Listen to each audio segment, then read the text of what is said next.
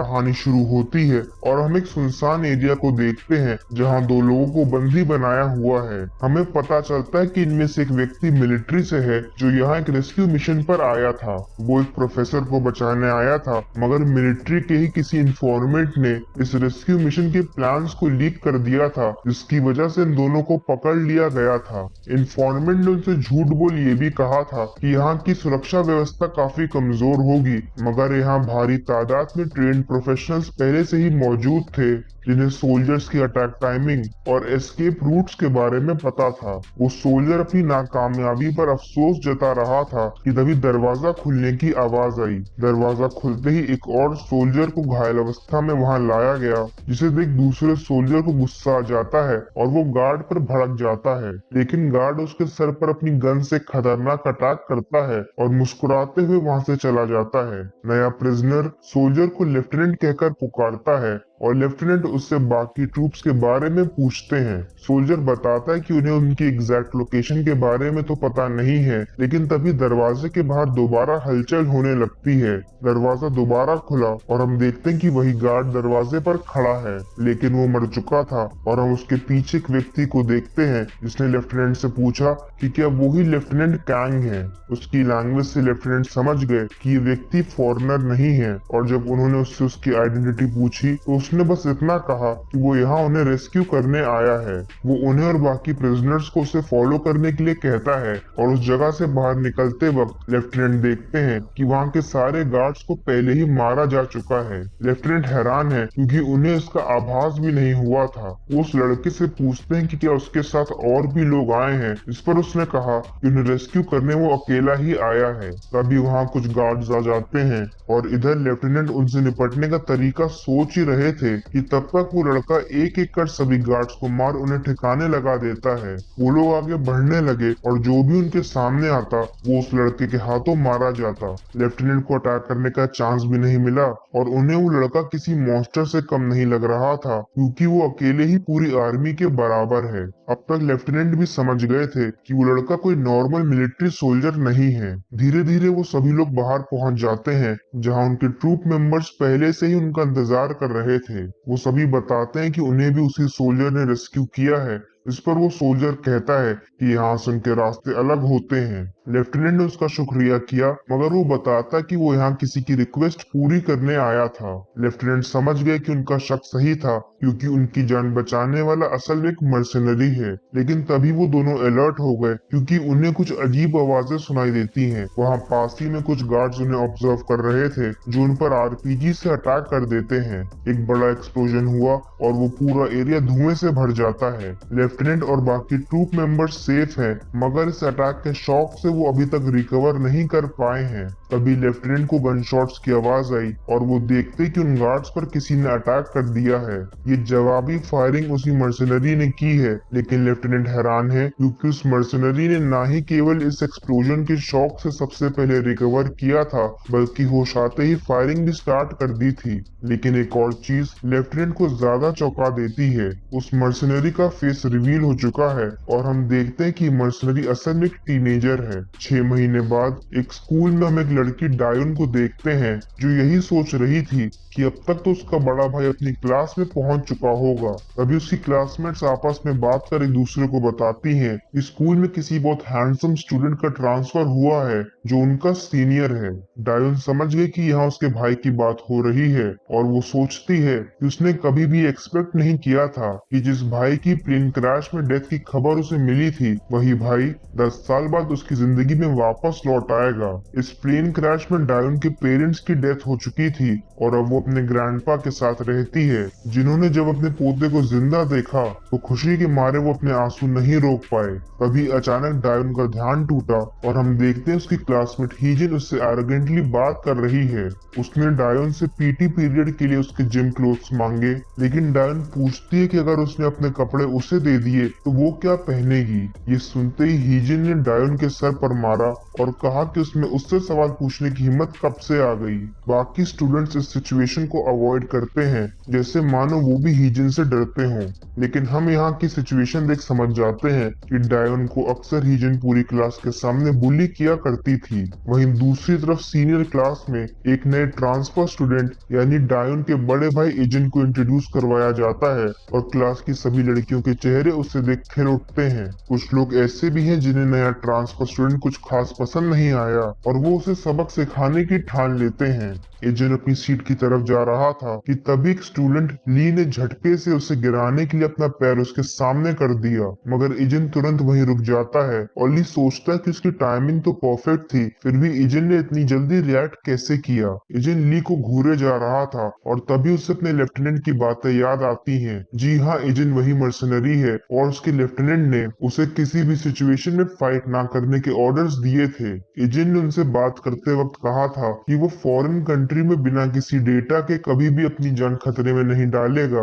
उसने अपनी जिंदगी के 10 साल बैटलफील्ड पर गुजारे हैं, तो ऐसी नौसिखियों वाली गलती वो कभी भी नहीं करेगा। मगर उसकी बातें सुन लेफ्टिनेंट की हवाइयां उड़ गई और उन्होंने क्लैरिफाई किया कि वो एजेंट से फाइट करने को इसलिए मना कर रहे हैं क्योंकि उन्हें एजेंट की नहीं बल्कि उसके ओपोनेंट की चिंता है। ये सब याद करते हुए एजेंट ली की इस हरकत को इग्नोर कर वहां से चला गया और बेवकूफ ली को ये लगा कि एजेंट उससे डर गया है। एजेंट अपनी सीट पर आता है जहां उसे उसका पहला दोस्त पार्क मिला जो खुद को इंट्रोड्यूस करता है और साथ ही में उसे बताता है कि ली की वो हरकत उसने भी देखी थी। उसने उसे क्लास के बुलीज ली और ह्यूजन के बारे में बताया और साथ ही में उनसे सावधान रहने की चेतावनी दी। क्लासेस शुरू हुई और ईजन अपने एनवायरनमेंट को नोटिस करने लगा। कुछ स्टूडेंट्स ध्यान लगाकर पढ़ाई कर रहे हैं तो वहीं कुछ क्लास के बीच फोन यूज करने में व्यस्त हैं। वो बाहर स्टूडेंट्स को खेलते हुए देखता है और ये सब देख उसे अपनी बैटलफील्ड और ट्रेनिंग के दिन याद आ जाते हैं। जिस उम्र में बच्चे अपनी जिंदगी का मजा उठाते हैं उसी उम्र में उसने जंगलों में कड़ी ट्रेनिंग की है और खेलने कूदने की एज में उसे गन और राइफल्स चलाना सिखा दिया गया था। क्लासेस ओवर हुई और स्कूल से निकलते वक्त डायोन देखती है कि इजन उसका इंतजार कर रहा है। इजन अपनी बहन के साथ घर जाना चाहता है और ये देख डायोन को भी खुशी हुई, मगर रास्ते में वो दोनों ऑकवर्ड फील करने लगे।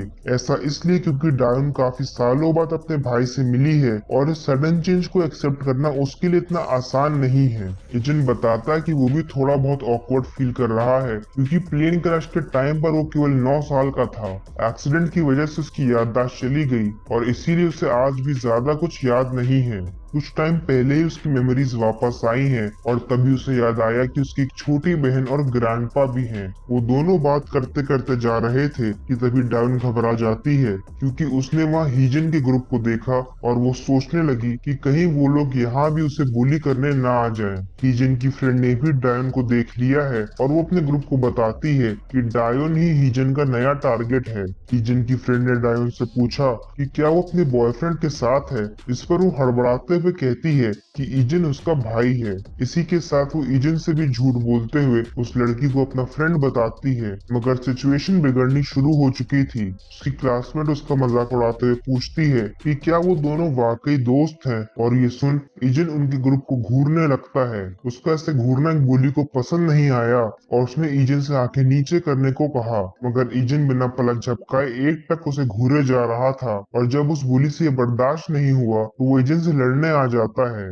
उसने पूछा कि क्या वो अपनी बहन के सामने कूल बनने की कोशिश कर रहा है, लेकिन ईजन उसे देख उसकी बॉडी एनालाइज करने लग जाता है। कोई वेपन ना होने के बावजूद भी वो लड़का उसे डिफेंसलेसली अप्रोच कर रहा था। ईजन उसे बड़े आराम से मजा चखा सकता है, लेकिन उसे लेफ्टिनेंट की बातें याद हैं तो वो उसे इग्नोर करने की सोचता है। लेकिन उस बुली को ईजन का बिहेवियर पसंद नहीं आया और उसने उसका कॉलर पकड़ लिया। वो उसे मारने ही वाला था कि तभी डायोन उससे माफी मांगने लगती है। वो कहती है कि उसका भाई अब्रॉड से आया है जिसे यहाँ के कल्चर के बारे में ज्यादा जानकारी नहीं है। उसे माफी मांगते देख बुलीज उसका मजाक उड़ाने लगते हैं, मगर एजेंट रियलाइज करता है कि डायोन डर के मारे कांप रही है। एजेंट ने तुरंत उस बुली का हाथ हटाया और जरा से फ्लिक से ही उस बुली को तेज दर्द होने लगा। एजेंट डायोन के पास गया और अपने ब्लेजर से उसका मुंह ढकते हुए उसे वहीं इंतजार करने को कहता है। तभी उस बुली ने एजेंट पर पीछे से अटैक करने की कोशिश की, लेकिन एजेंट पहले अटैक कर उसे दूर दूर फेंक देता है। इजिन ने स्कूल के पहले दिन ही लेफ्टिनेंट से किया हुआ प्रॉमिस तोड़ दिया और उस बुली की ये हालत देख उसके दोस्त सहम जाते हैं। इससे पहले कि दूसरा बुली कुछ कर पाता, इजिन एक झटके में उसके पास पहुंच उसे पंच करता है। इससे वो भी बेहोश हो जाता है। इजिन की फ्रेंड इजिन का डेडली लुक देख इतना ज्यादा डर गई कि उसके पसीने छूटने लगे। डायोन ने भी ब्लेजर हटाया और अपने सामने का दृश्य देख वो सोचने लगी कि आखिर कुछ ही पलों में यहाँ हुआ क्या। इजिन उस लड़की को छोड़ डायोन के पास जाता है और कहता है कि उन्हें अब घर चलना चाहिए। इजिन का मुस्कुराता चेहरा देख उस लड़की को यकीन नहीं हुआ कि ये वही लड़का है जिसका चेहरा देख थोड़ी देर पहले उसके पसीने छूट रहे थे। घर जाते वक्त डायोन इजिन से कहती है कि इस कंट्री में किसी को घूरना उसका अपमान करने जैसा है। इस पर इजिन ने कहा कि उसे ये पहले से ही पता था। डायोन पूछती है कि पता होने पर भी उसने उन बुलीज के साथ ऐसा क्यों किया।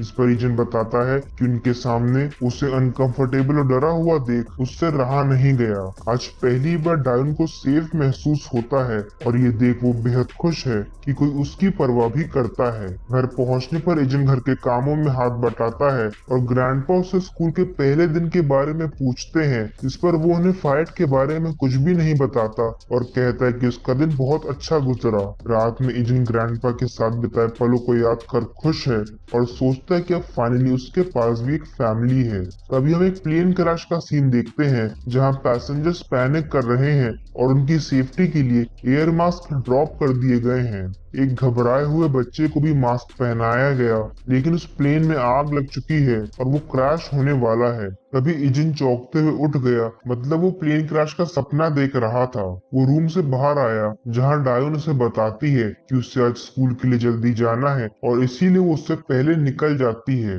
वहीं स्कूल में हीजन की फ्रेंड ने हीजन को डायोन के बारे में सब कुछ बता दिया है। जब हीजन कल अपने दोस्तों से मिलने पहुंची तो उसे इस पूरे इंसिडेंट की जानकारी मिली थी, मगर उसकी फ्रेंड अभी तक डरी हुई थी। लेकिन वो सोचती है कि हीजन के रहते हुए उसे डरने की कोई जरूरत नहीं है, क्योंकि उसका बड़ा भाई थर्ड ईयर के अल्फा ग्रुप में है। अल्फा ग्रुप एक ऐसा ग्रुप है जिससे पूरा स्कूल डरता है और उनके मेंबर से पंगा लेना अपनी स्कूल लाइफ की धज्जियां उड़ाने जैसा है। आगे हम देखते हैं कि हीजन डायोन को दोबारा हिट करती है और उसे उसके साथ चलने को कहती है। डायोन ने पूछा कि कहाँ जाना है, जिस पर हीजन कहती है कि क्या बड़े भाई के स्कूल में आने की वजह से वो अपनी औकात भूल गई है। उसने उसे चुपचाप फॉलो करने को कहा, जिसके बाद वो उसे एक सुनसान जगह पर लाकर बुली करने लगती है। हीजन ने उससे कल के इंसिडेंट के बारे में पूछा और कहा कि उसे क्या लगा उसका बड़ा भाई उसके दोस्तों को मारकर इतनी आसानी से बच जाएगा। वो धमकाती है कि वो उसके साथ उसके भाई की स्कूल लाइफ भी नरक बना देगी, क्योंकि जिन लोगों को हीजन ने कल मारा था वो हीजन के भाई के दोस्त हैं और अब तक उनकी गैंग उसके क्लास में पहुंच चुकी होगी। डायोन गुस्से में चिल्लाती है कि इसमें उसके भाई का कोई कसूर नहीं है, लेकिन हीजन उसे थप्पड़ मारकर चुप करा देती है।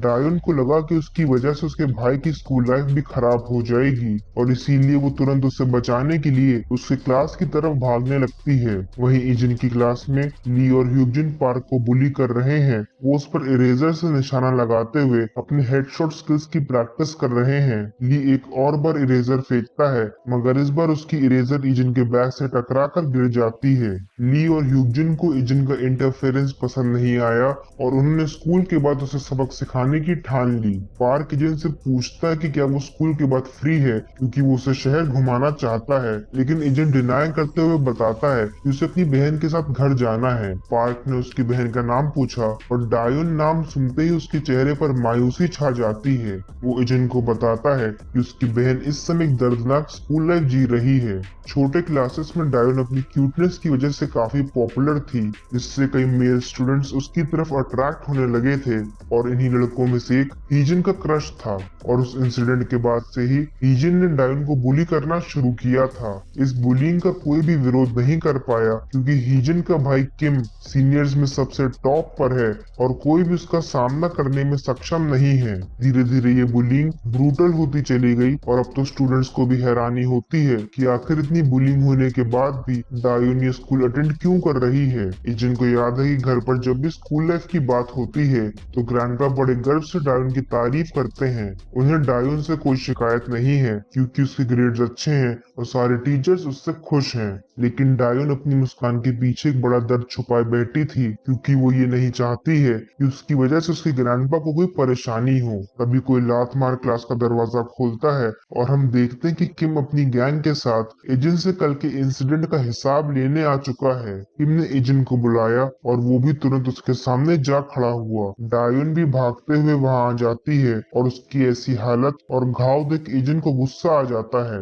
डायोन के पीछे पीछे हीजिन भी अपनी फ्रेंड के साथ एजेंट को पिटते हुए देखने पहुंच गई, लेकिन किम को अपनी गैंग के साथ वहां देख डायोन से रहा नहीं गया और वो रोने लगी क्योंकि उसे लगा कि उसकी गलतियों की सजा उसके भाई को मिलने वाली है। उसे रोते देख एजेंट कहता है कि उसे माफी मांगने की कोई जरूरत नहीं है क्योंकि गलती असल में बुलीज की है। इसके बाद एजेंट ने एक एक कर बुलीज को मारना शुरू किया और कोई भी बुली उसके अटैक्स का जवाब नहीं दे पा रहा था। कुछ ही सेकंड्स में गैंग के सभी मेंबर्स बेहोश हो गए और किम समझ नहीं पाया कि आखिर ऐसा कैसे मुमकिन है। साथ ही में क्लास के बाकी लोग डायोन और हीजिन भी शॉक्ड हैं क्योंकि उन्होंने आज से पहले कभी भी ऐसी फाइट नहीं देखी थी। किम को लगा कि एजेंट केवल थोड़ी बहुत ट्रिक्स जानता है और यही सोचते हुए वो उस पर अटैक कर देता है, मगर एजेंट ने उसका अटैक आराम से ब्लॉक कर लिया। किम ने दूसरी तरफ से अटैक किया लेकिन एजेंट उसका पैर पकड़ उसे पंच करता है और एक ही पंच में किम का सर चकरा जाता है।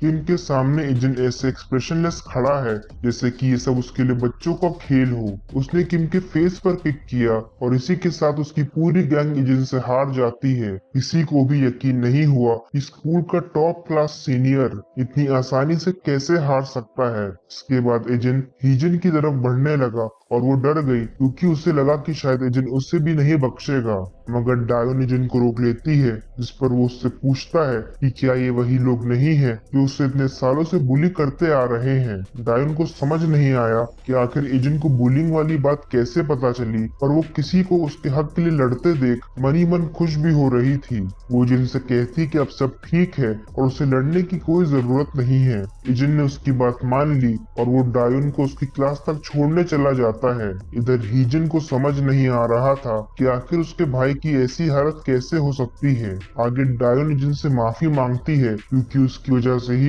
एजेंट को बार बार पुलिस का सामना करना पड़ रहा था। एजेंट कहता है कि वो एक बार नहीं बल्कि 1000 बार लड़ने के लिए तैयार है क्योंकि जहाँ से वो आया है वहाँ के लोग काफी सेल्फिश थे और उन्हें दूसरों की कोई परवाह नहीं थी, मगर एक टाइम ऐसा था जब वो सेल्फिश लोग भी अपनी जान की बाजी लगाने को तैयार थे। वो बताता है कि ऐसा तब होता था जब उनकी फैमिलीज पर बात आ जाती थी। डायोन पूछती है कि जिन ने तो कहा था कि उसे उसके और ग्रैंडपा के बारे में ज्यादा कुछ याद नहीं है, लेकिन फिर भी वो उसके लिए फाइट क्यों कर रहा है। एजेंट कहता है कि भले ही याददाश्त जाने की वजह से उसे सब कुछ याद ना हो, पर एक चीज कंफर्म है कि वो सब एक फैमिली है। ये सुन डायन खुशी से झूम उठी और उसे उसकी क्लास में छोड़ एजेंट भी वापस अपनी क्लास में आ जाता है, जहाँ का माहौल काफी बदल चुका था। ली और ह्यूजिन जो पहले एजेंट को सबक सिखाना चाहते थे, अब उसके फैन बन चुके हैं और उससे दोस्ती करना चाहते हैं। इधर किम और उसका ग्रुप अपनी हार से निराश है, लेकिन किम समझ चुका है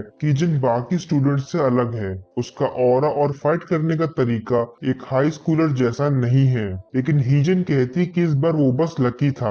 अगर उनका ग्रुप दोबारा अटैक करेगा तो वो जरूर उसे डिफीट कर देंगे। किम उसे हड़काता है क्योंकि वो जो सच्चाई से कोसों दूर है, केवल अपने फायदे के लिए उनकी गैंग को दोबारा पिटवाना चाहती है। हीजन फ्रस्ट्रेट होकर वहां से बाहर आ जाती है क्योंकि उससे अपनी हार और डायोन की खुशी बर्दाश्त नहीं हो रही थी। वो क्लास में आकर डायोन को प्रवोक करने की कोशिश करते हुए कहती है कि अगर अब से उसके साथ कुछ भी बुरा हुआ तो उसे बस अपने भाई के पास रोते हुए जाना है और उसकी सभी प्रॉब्लम सॉल्व हो जाएंगी।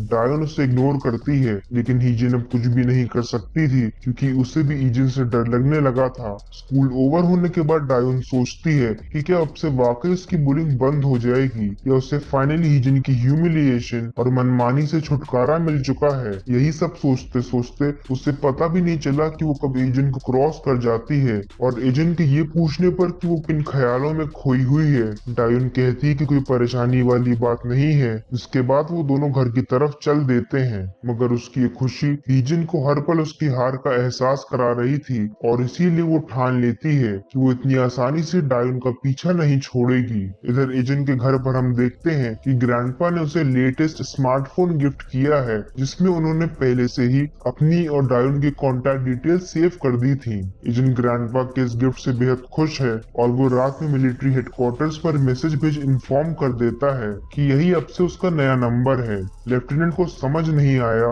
कि जब वो सबसे एक्सपेंसिव स्मार्टफोन एजेंट को पहले ही दे चुके हैं, तब भी वो एक नया स्मार्टफोन क्यों यूज कर रहा है। अगली सुबह डायुन स्कूल के लिए जल्दी निकल जाती है और वो खुशी खुशी जा ही रही थी कि तभी कोई उसे हिट करता है। कुछ मास्क पहने हुए लोगों ने उसे घेर लिया है और जब डायुन ने उनसे टकराने के लिए माफी मांगी तो उनमें से एक उसे थप्पड़ मार कहता है कि उसकी अपॉलजी से कुछ भी नहीं होगा। उनके साथ एक लड़की भी है जो कैरियोके जाना चाहती है और हम देखते हैं कि वो डायुन को पहले से जानती थी क्योंकि वो उसे भी उनके साथ चलने को कहती है। उसकी आवाज सुन डायुन डर गई क्योंकि वो समझ चुकी थी कि ये मास्क पहनी लड़की असल में हीजिन है। सभी लोग कैरियोके से वापस लौट रहे थे और ओनर जब साफ सफाई करने उनके रूम में पहुंचा तो दरवाजा खोलते ही वो डायुन को बुरी तरह घायल पाता है। मतलब ये लोग कैरियोके असल में डायुन को बुली करने आए थे क्योंकि गानों के शोर में कोई भी उसकी चीख पुकार नहीं सुन सकता था। ओनर पुलिस को इन्फॉर्म करना चाहता है मगर डायुन चुपचाप वहां से चली जाती है। उसे देख ऐसा लग रहा है जैसे मानो उसने अपने हालातों से समझौता कर लिया है और वो एक्सेप्ट कर चुकी है कि बुलिंग से बचना उसके लिए असंभव है। वो स्कूल नहीं गई और उसकी एब्सेंस से हीजन को बहुत खुशी हो रही है क्योंकि वो अपना बदला ले चुकी थी। स्कूल के बाद एजेंट भी वेट करता ही रह गया और पूरा स्कूल खाली होने के बाद भी डायुन बाहर नहीं आई। एजेंट उसे कॉल करता है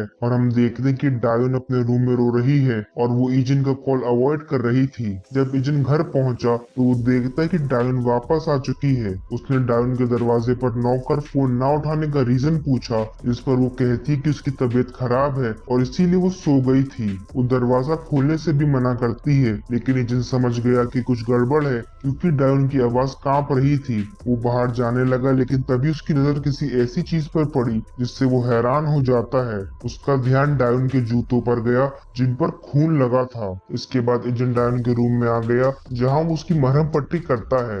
डायुन उससे झूठ बोलती है कि वो सीढ़ियों से गिर गई थी और इसी वजह से उसे इतनी चोटें आई हैं। एजेंट कहता है कि उसे हॉस्पिटल जाना चाहिए लेकिन डायुन उसे साफ इनकार कर देती है क्योंकि वो जानती है अगर वो हॉस्पिटल गई तो ये सच सामने आ जाएगा कि उसे बुली किया गया है और वो ऐसा नहीं चाहती थी। लेकिन उसका ये सच छुपाने का एक और रीजन भी है। ऐसा डायुन के साथ पहली बार नहीं हुआ था।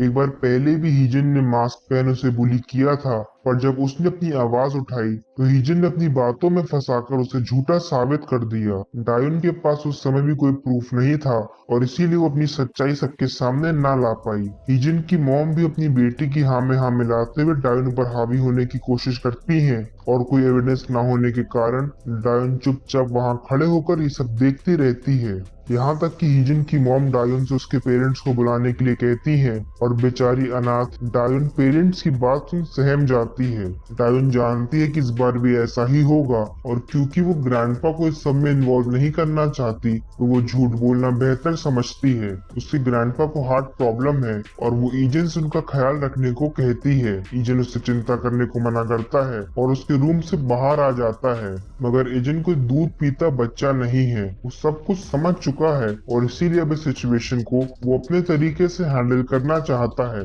आगे क्लब में हम किम और उसकी गैंग को ड्रिंक करते देखते हैं जहां वो सभी जिनको सबक सिखाने का तरीका सोच रहे हैं। वो इस निष्कर्ष पर पहुंचे हैं कि अगर वो सभी मिलकर एजेंट पर हमला करेंगे तो उसके लिए भी बच पाना नामुमकिन होगा। सभी इससे राजी हैं और तभी किम के पास हीजन का कॉल आता है। वो उसे सब कुछ बताती है कि कैसे उसने उनकी बेइज्जती का बदला लिया और डायुन को उसकी असली जगह दिखा दी। ये सुनकर किम खुश है और कहता है कि वो जल्दी ही ईजन से भी बदला ले लेगा। हम देखते हैं कि ईजन उसी क्लब में पहुंच चुका है जहां उसे अचानक देख सभी हैरान हो जाते हैं। तभी ईजन उनमें से एक पर अटैक कर उसका सर टेबल से भिड़ा देता है और ये देख बाकी मेंबर्स भी उस पर अटैक करने बढ़ते हैं। ईजन ने उन पर लात घूंसों की बारिश कर दी और एक एक कर उसने पूरी गैंग को निपटा दिया।